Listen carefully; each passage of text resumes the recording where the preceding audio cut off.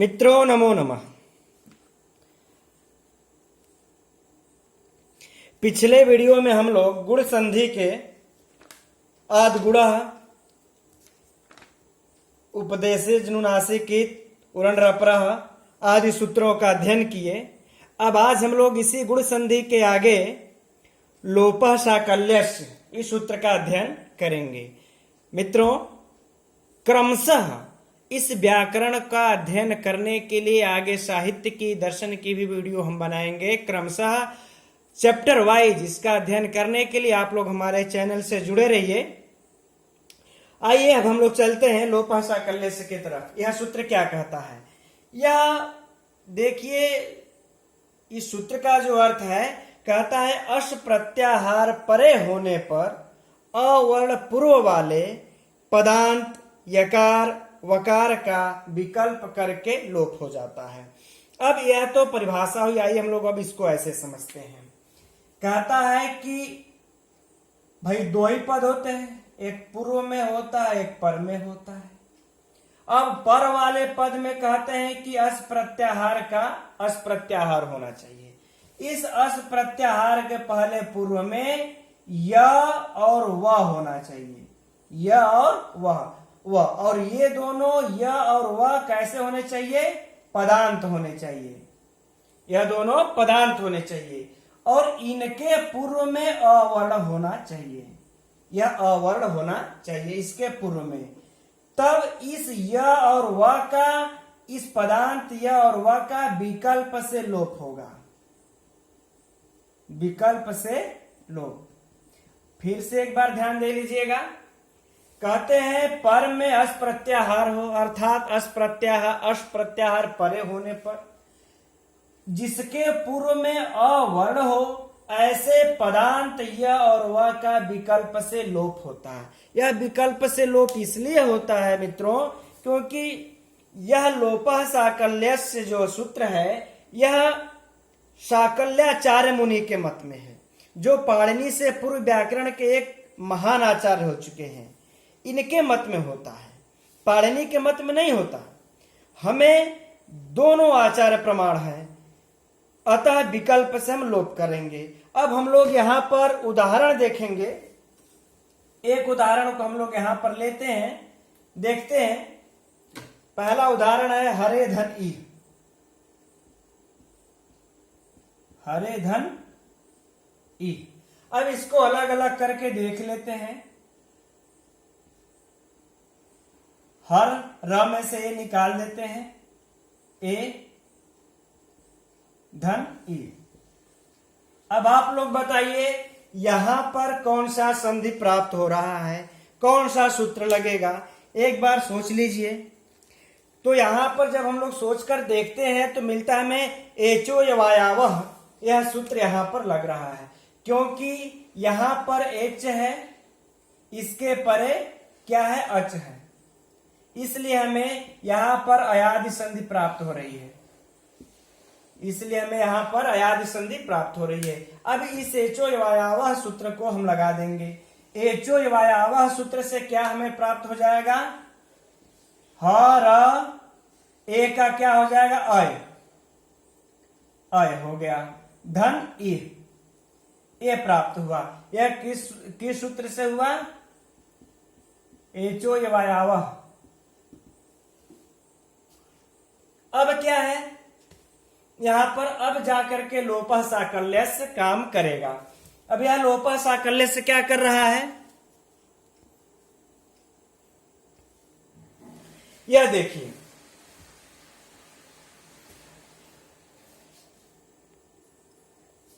अब यहां पर देखिए ई, यह देखिए अस प्रत्याहार के अंतर्गत आ रहा है। अब यह देखिए अ है, यह पदांत यह है, क्या है, पदांत, पदांत यह है।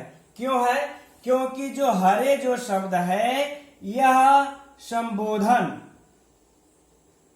संबोधन का है एक वचन, संबोधन एक वचन का यह हरे शब्द है। तो यह तो पद हुआ। अब इसी पद का जो विच्छेद हर धन अय है, तो यह कैसा हुआ, पदांत यह है, पदांत यह मिल गया हमें। अब इसके पूर्व में देखा जाए, पूर्व में क्या है, अवर्ण है, यह भी हमें मिल गया, अवर्ण मिल गया। अब हमारा ये कंडीशन लोपा साकल्यस्य का पूरा हो गया।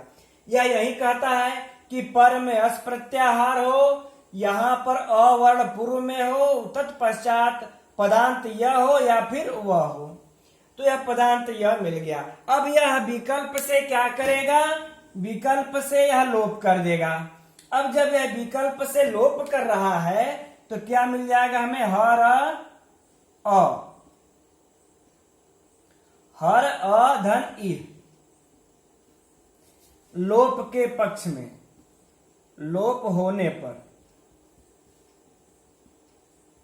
ठीक, अब देखिए यहां पर हमें अगर जब लोप नहीं होगा तो हर अ य धन ई यह रहेगा।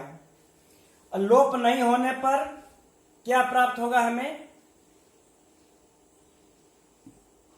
पहले लोप के पक्ष होने पर देख लेते हैं, उसके बाद लोप नहीं होने का तब देखेंगे, तब आसानी से समझ में आएगा। अब यहां पर देखिए हमें कौन सा संधि प्राप्त हो रहा है, कौन सा सूत्र काम करेगा।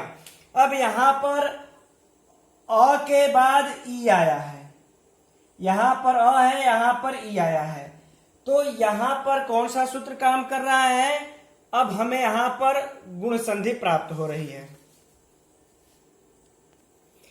आद गुणा सूत्र से अ के बाद ई आने पर ए होता है, यह आद गुणा सूत्र से।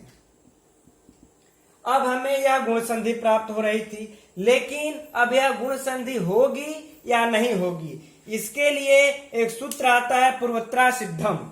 अब हम लोग पहले अभी सूत्र के बारे में पढ़ेंगे, पूर्वत्रा सिद्धम।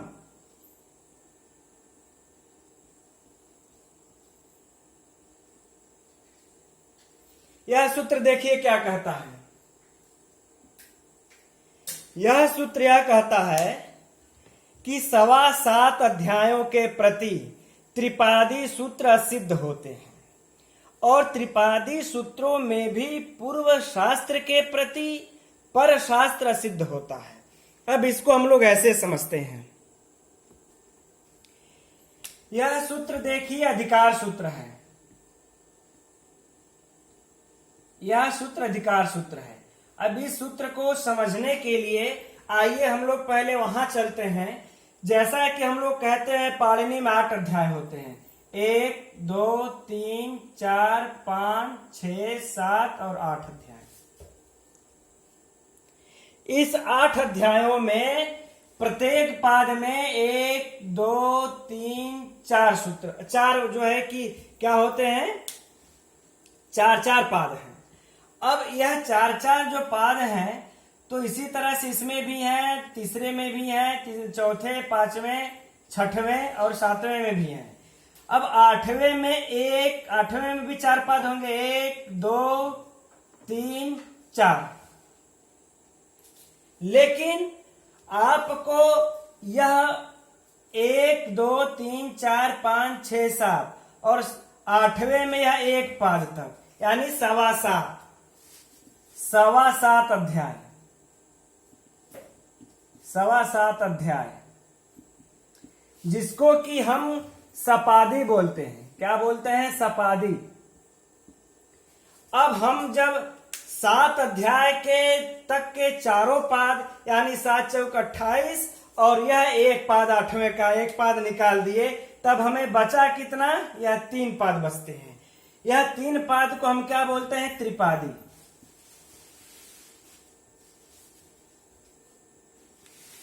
यह 7.25 सपादी और त्रिपादी को, अब यह सूत्र देखिए यही कहता है कि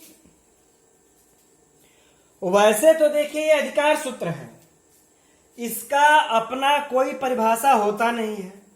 अब इसका यह जो सूत्र आया है, यह देखिए 8, 2, 1 यानी 8वें अध्याय के दूसरे पाद का पहला सूत्र है।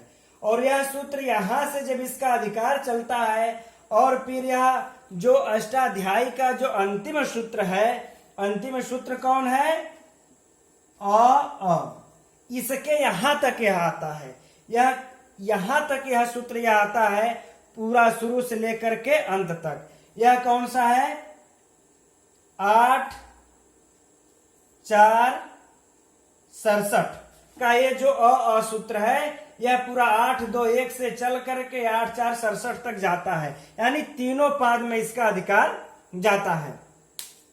तो यह सूत्र इन तीनों पादों के सूत्र में जाकर अनुवृत्ति करता है कि तुम पूर्वत्र इत्यव्ययम पदम, पूर्व शास्त्र में असिद्धम, असिद्ध है, तू पूर्व शास्त्र में असिद्ध है, अर्थात जो 7.25 अध्याय है इसमें तू असिद्ध है, इसमें तेरा कोई अस्तित्व नहीं है।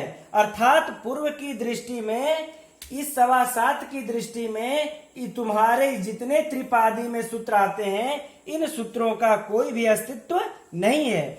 इससे यह होता है कि 3 पादों के सूत्र पूर्व पठित 7.25 अध्यायों की दृष्टि में तथा इन 3 पादों में भी पूर्व के प्रति असिद्ध हो जाते हैं। यही यह अधिकार सूत्र पूर्वोत्तरा सिद्धम सारे तीनों में जाकर के कहता है।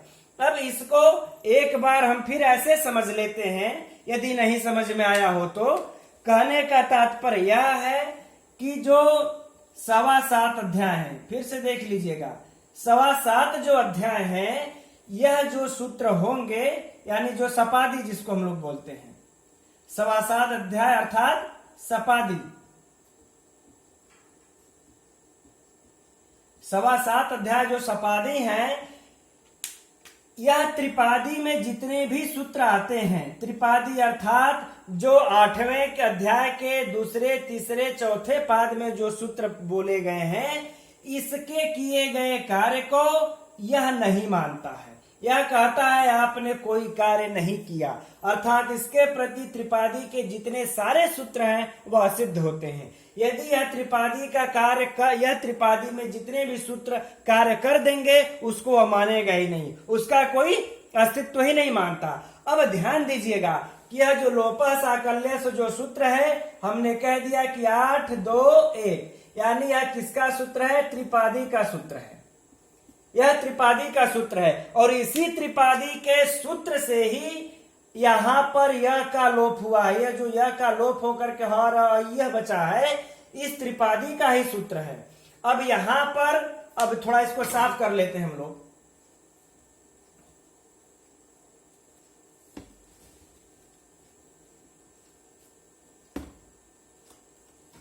अब इस त्रिपादी का सूत्र है, अब यहां पर आधगुणा लग जाता है। यहां पर जो अ के बाद ही आया है तो आधगुणा लग गया, लेकिन यह जो आधगुणा है वह कहाँ, वह कितने का सूत्र है? जो आधगुणा है देखिए, यह 6 और 1 84, 6 1 84 का सूत्र है। यह 6वें अध्याय के पहले पाद में 84वां सूत्र है। तो यह सपादी का हो गया आधगुण। आधगुणा जब सपादी का यह गुण संधि का सूत्र हुआ, और यह त्रिपादी का है लोपः साकल्यस्य, तो लोपः साकल्यस्य जो यहाँ यह का लोप किया है, यह इसको आधगुणा नहीं मानेगा।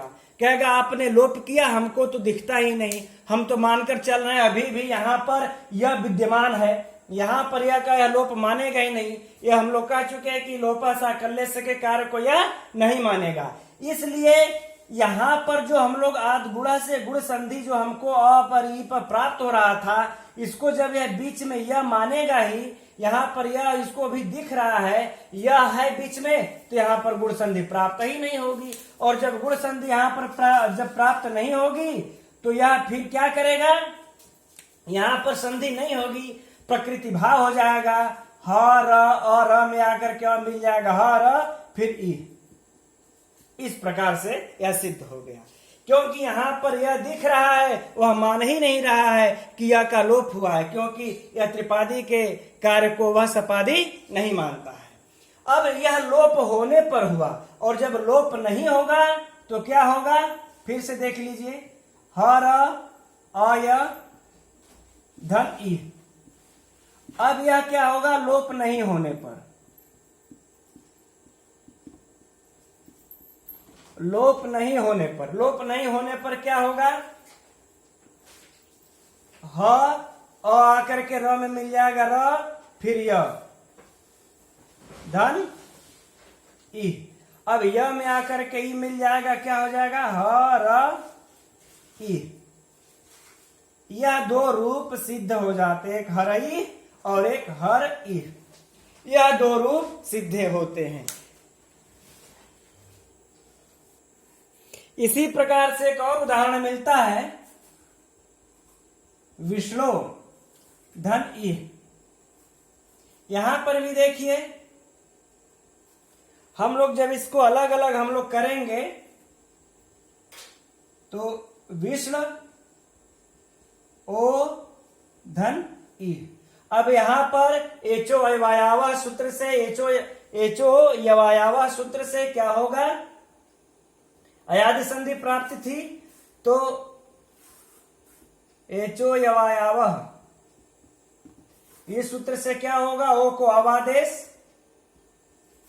तो विष्णु विष्णु ओ को अवादेश होकर के अव हो जाएगा धन ई।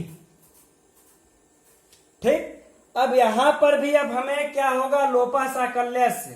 अब यहां पर लोपा साकल्य सूत्र फिर प्रवृत्त हो जाएगा, क्योंकि विष्णु भी पदांत है। ये पदांत वह मिला है, यह अस प्रत्याहार का वर्ण है ई, यहाँ पर वह है, इसके पूर्व में अ है। अब फिर से हमें लोपा साकल्य मिल जाएगा। विष्णु भी यह संबोधन एक वचन है, यह संबोधन एक वचन है, यह भी विष्णु, इसलिए यह क्या हुआ, पदांत हुआ। अब पदांत होने के कारण एक बार इसका लोप हो जाएगा। जब लोप हो जाएगा तो क्या बचेगा, विष्णु अ धन ई।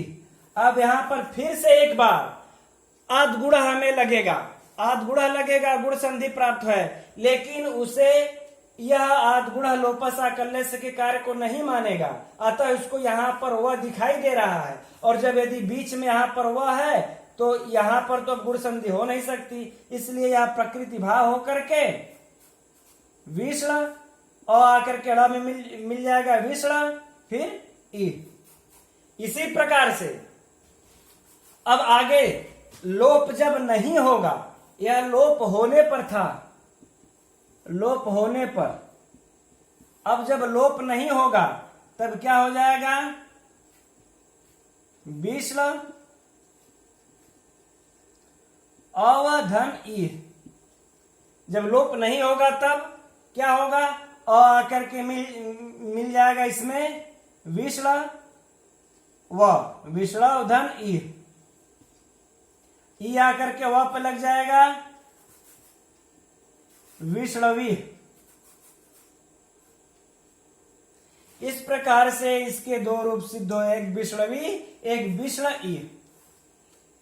इस प्रकार से इसके भी यह दो रूप सिद्ध हो गए। अब कुछ हम उदाहरण दे रहे हैं, उसको आप लोग हल कीजिएगा। नहीं समझ में आएगा तो फिर कमेंट बॉक्स में जाकर के कमेंट कर पूछ लीजिएगा। मित्रों, यह कुछ महत्वपूर्ण उदाहरण है जिसे कि हम लोगों को एक बार अध्ययन कर लेना चाहिए, अभ्यास कर लीजिएगा। इसमें संधि विच्छेद करना है। गुरा आयाते, गुरा आयाते, प्रभ इदानीम, ये अलग अलग हैं, एक में मत आप समझिएगा। प्रभ इदानीम, रवा उदते, वन ऋषयः, इसमें संधि करना है। पुत्रो धन आगच्छत, ते धन इच्छन्ति, गृहे धन आसीत्, एते धन आगता, इतो धन अनार्षे, द्वौ धन अपि। इसे आप लोग कीजिएगा, यह बहुत ही महत्वपूर्ण अक्सर करके परीक्षाओं में पूछे जाते हैं। इसे आप लोग हल कीजिएगा। यदि जो इसमें से जिसमें उलझन हो, समस्या संशय हो, उसे कमेंट बॉक्स में करके आप लोग जरूर पूछिएगा। अब हम लोग आगे कल पढ़ेंगे वृद्धि संधि, वृद्धि राधेय से प्रारंभ करेंगे क्रम से, इसी तरह से। तब तक के लिए नमो नमः।